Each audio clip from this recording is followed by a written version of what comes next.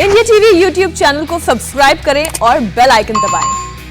और अफगानिस्तान के बाद अब बात देश की सियासत की। आज बीजेपी ने वाराणसी से प्रबुद्ध सम्मेलन की शुरुआत कर दी। इस सम्मेलन का शुभारंभ खुद मुख्यमंत्री योगी आदित्यनाथ ने किया।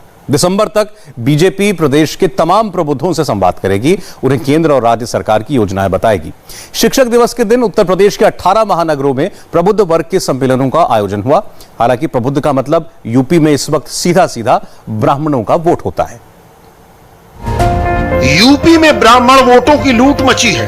अब तक बीजेपी के अलावा हर पार्टी के एजेंडे पर ब्राह्मण था। ब्राह्मणों पर छूट, लूट सके तो लूट। इस लूट में फिलहाल सबसे आगे दौड़ रही थी बीएसपी। बीएसपी के पीछे आई समाजवादी पार्टी। इसमें कोई दो राय नहीं कि ब्राह्मणों से ये सहानुभूति वोटों के लिए है। अब तक बीजेपी ने इस पर ध्यान नहीं दिया था। ब्राह्मण उसके स्वाभाविक वोटर थे, मगर दूसरों की होड़ देखकर बीजेपी ने सीएम योगी की अगुवाई में मोदी के चुनाव क्षेत्र और धर्म नगरी वाराणसी से इसकी शुरुआत की। जो हमारे मान बिंदु हैं, हमारी आस्था के केंद्र बिंदु हैं, भारतीय आस्था और भारतीय संस्कृति की आत्मा के रूप में जिनकी पहचान है, वहां पर आने में लोग संकोच महसूस करते थे। उनको लगता था ये इनकी पहचान के मामले में आड़े आ रहे हैं, नहीं जाते थे। लेकिन आपने देखा होगा अब एक होड़ लगी है। प्रधानमंत्री मोदी जी ने देश और दुनिया के सामने एक एजेंडा इस रूप में प्रस्तुत किया। दुनिया के अंदर अपनी सनातन धर्म से जुड़ी हुई उन पहचान को एक नए वैश्विक मंच पर प्रस्तुत करने का जो तरीका है, चाहे वह योग को वैश्विक मंच पर उपलब्ध करा करके योग को विश्व योग दिवस के रूप में 21 जून की तिथि हो, कुंभ को दुनिया की एक अद्भुत सांस्कृतिक आध्यात्मिक घटना के रूप में प्रस्तुत करने का हो, ये सभी आयोजन अपने आप में अद्भुत हैं। लेकिन साथ साथ 5 सदी से जिस कार्य के लिए हिंदू समाज जूझता रहा, अयोध्या में श्री राम जन्मभूमि पर भगवान राम के भव्य मंदिर के निर्माण का कार्य प्रारंभ हो। याद करिए, एक नेतृत्व वह था आजादी के तत्काल बाद जिसने सोमनाथ मंदिर के कार्य के शुभारंभ का विरोध किया था, और एक नेतृत्व आज है अयोध्या में राम मंदिर के निर्माण कार्य के लिए प्रत्यक्ष रूप से उपस्थित होकर के 5 सदी के इस इंतजार को दूर करके सनातन आस्था के साथ अपने आप को जोड़ करके गौरव की अनुभूति कर रहा हो। और यही पहचान होती है कि संकट के समय कौन आपके साथ खड़ा है, कौन आपकी आस्था के साथ खड़ा है, कौन इन्हें सम्मान दे रहा है। बीजेपी के बड़े नेता इन प्रबुद्ध सम्मेलनों की कमान थामे हुए हैं। प्रदेश अध्यक्ष स्वतंत्र देव सिंह अयोध्या के प्रोफेशनल से बात करेंगे। यूपी बीजेपी के प्रभारी राधा मोहन सिंह प्रयागराज के प्रबुद्ध वर्ग सम्मेलन में हिस्सा लेंगे। प्रबुद्ध वर्ग सम्मेलन में बीजेपी राज्य के शिक्षक, प्रोफेसर, इंजीनियर, डॉक्टर और साहित्यकारों से संवाद करेगी, मगर मकसद ब्राह्मणों को ही साधने का है। दरअसल पहले यूपी में ब्राह्मण वोटों का गणित समझ लीजिए। जब ये गणित समझ लेंगे तो वोट बैंक की सारी मारामारी समझ में आ जाएगी। यूपी सीटों के लिहाज से देश का सबसे बड़ा सूबा है। अकेला सूबा है जहां ब्राह्मण एक बड़ा वोट बैंक है। आबादी के लिहाज से प्रदेश में लगभग 14% ब्राह्मण है। पूर्वांचल और मध्य यूपी के दर्जन भर जिलों में 15% ब्राह्मण है। कुछ चुनिंदा सीटों पर 20% से ज्यादा वोटर्स ब्राह्मण हैं, जहां पूर्ण बहुमत की सरकार बनाने के लिए 33 से 35% वोट पर्याप्त हों। वहां ब्राह्मण बहुल पॉकेट्स में किसी भी उम्मीदवार की जीत या हार में ब्राह्मण वोटर्स की भूमिका अहम होती है। इसके अलावा उन्हें बड़ा इन्फ्लुएंसर भी माना जाता है, जो अपनी पैरवी से 1-8% वोट इधर उधर कर सकते हैं। आइए यूपी के नक्शे पर देखिए वो जिले जहां ब्राह्मण सिर्फ वोटर नहीं, इलेक्टोरल पॉलिटिक्स का सबसे बड़ा प्लेयर है। कानपुर, प्रयागराज, वाराणसी, चंदौली, जौनपुर, गोरखपुर, देवरिया, महाराजगंज, बस्ती, संत कबीर नगर, बलरामपुर और अमेठी।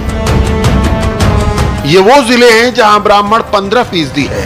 यही इलाके मायावती के निशाने पर भी हैं और अखिलेश के निशाने पर भी।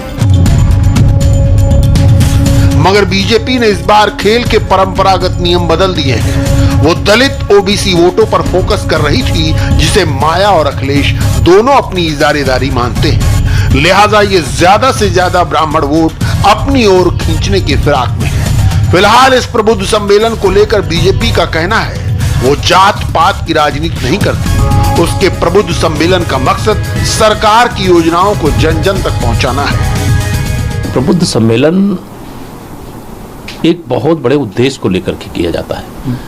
केंद्र में और प्रदेश में भारतीय जनता पार्टी की जो सरकार है, यह सरकार लगातार चाहे प्रदेश के हित में हो चाहे देश के हित में हो, ऐसे ऐसे काम करके दिया है जो प्रबुद्ध वर्ग के बीच में विषय को रखना ये सरकार के नाते और पार्टी के नाते हमारी जिम्मेदारी है। और इसी विषय को लेकर के आज सभी महानगरों में, और ये कई दिनों तक चलेगा, हम लोग सभी विधानसभा स्तर पे, मंडल स्तर पे इस प्रकार के कार्यक्रम कर रहे हैं और लगातार कर रहे हैं। उसी क्रम में आज का कार्यक्रम महत्वपूर्ण कार्यक्रम। जब बीजेपी सियासी तौर पर कमजोर जमीन पर थी, तब अलग अलग दलों ने इस वोट बैंक को अपने मन मुताबिक बनाया। मायावती को 2007 के चुनाव में इसी वोट बैंक ने मुख्यमंत्री बनाया। यही वजह है कि अयोध्या से ब्राह्मण वोटों का अलग उठाए सतीश मिश्रा अमेठी तक का दौरा कराए। लगातार एक अपराधी कानपुर के विकास दुबे की नजीर पेश करते रहे। ब्राह्मण समाज के एक व्यक्ति को जब मारा इन्होंने, और मारा भी कानून, कोई आदेश नहीं, सरकारी आदेश नहीं है, हाईकोर्ट का आदेश नहीं है, न्यायालय में नहीं ले गए, लेकिन गाड़ी पलटती है, मार देते हैं। ठीक है, आप कहते हैं कि उसने गलत काम किया था, लेकिन बाकी लोगों ने क्या किया था? उनकी भी गाड़ी पलट गई। 18 साल का एक लड़का जो था भी नहीं, वहां हरियाणा में था, दूर का रिश्तेदार, कहा नहीं उसको भी उठवा लो, उसकी भी गाड़ी पलटा दी आपने, उसको मरवा दिया। कितने लोग गाड़ी पलटवा के मरवा दिया आपने? कहा कि गाड़ी पलटी फिसल करके और उससे निकले और वो पुलिस वाले के ऊपर हमला कर रहे थे, इसने गोली मार दी।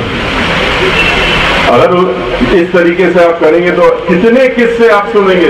रायबरेली में 5-5 ब्राह्मणों को जला के मार दिया, उनकी झोपड़ी में डाल दिया। तब बीजेपी ने उनसे बतौर कानूनदा, बतौर सुप्रीम कोर्ट के वकील ये सवाल पूछा कि उन्हें एक अपराधी से इतनी सहानुभूति क्यों है।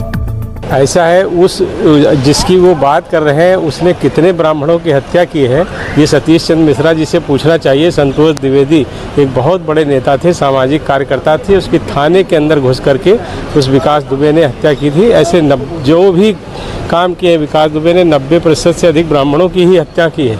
ऐसे लोगों को वही लोग बचाते हैं जो अपराधियों को संरक्षण देते हैं। हम जाति धर्म के आधार पर अपराधों का वर्गीकरण नहीं करते। जो भी अपराधी हो, किसी जाति का, किसी धर्म का हो, उसके साथ वैसा ही व्यवहार होगा जो एक अपराधी के साथ। चुनाव के टाइम में क्यों ब्राह्मण याद आ रहे हैं? वो उनको इसीलिए आते हैं क्योंकि उनके पास कोई मुद्दा है, काम कुछ किया नहीं। हम विकास के मुद्दे पर चुनाव में जा रहे हैं और बड़े बहुमत से सरकार बनाएंगे। एक दौर था जब मायावती के लिए नारे गढ़े गए, चढ़ गुंडन की छाती पर, मोहर लगेगी हाथी पर। मगर विकास दुबे की तमाम गुंडागर्दी भुलाकर उसे केवल ब्राह्मण बना दिया गया। तो इसके पीछे वोटों की सियासत है। मगर सवाल यह है कि सपा और बसपा ब्राह्मण वोटों को लेकर इतने एक्टिव क्यों हैं? दरअसल योगी आदित्यनाथ के मुख्यमंत्री बनते ही यह नैरेटिव खड़ा करने की कोशिश की गई कि वो योगी से पहले ठाकुर हैं। कांग्रेस ने लगातार अपनी प्रेस कॉन्फ्रेंस में योगी को उनके संन्यास से पहले के नाम अजय सिंह बिष्ट से पुकारना शुरू किया। हालांकि योगी के 4.5 साल के कार्यकाल में किसी तरह का भेदभाव नहीं किया गया, मगर विरोधियों ने माहौल ऐसा बनाया जैसे योगी ब्राह्मणों के एकदम खिलाफ हैं और ब्राह्मण उनसे नाराज हैं। मगर सच्चाई इससे अलग है। ब्राह्मण बीजेपी का स्वाभाविक वोटर है। खास परिस्थितियों में ही वो कहीं और जाता है। बीजेपी से पहले उसके लिए प्रायोरिटी कांग्रेस थी। कांग्रेस ने ही यूपी को सबसे अधिक ब्राह्मण सीएम दिए। 2007 में कांग्रेस कहीं नहीं थी, बीजेपी भी कमजोर थी। समाजवादी पार्टी की अराजकता उसे रास नहीं आती। मायावती ने अहमियत दी, ब्राह्मण उनके साथ चला गया। ब्राह्मण यूपी की सियासत में ड्राइविंग फोर्स रहे हैं। मुख्यमंत्री की कुर्सी 8 बार ब्राह्मणों के पास रही, लेकिन 1989 के बाद कोई भी ब्राह्मण सीएम नहीं बन सका। मगर 14 साल बाद एक बार फिर ब्राह्मण सियासत के केंद्र में है। मायावती उस पर दांव लगा रही है। समाजवादी पार्टी परशुराम मूर्तियों की बात कर रही है। इसका बाकियों को कितना फायदा होगा, कहना मुश्किल है। नमस्ते, मैं हूं मीनाक्षी जोशी। वीडियो और खबरों से अपडेट रहने के लिए India TV YouTube channel subscribe करें, बेल आइकन दबाना ना भूलें। जुड़े रहें इंडिया टीवी के साथ।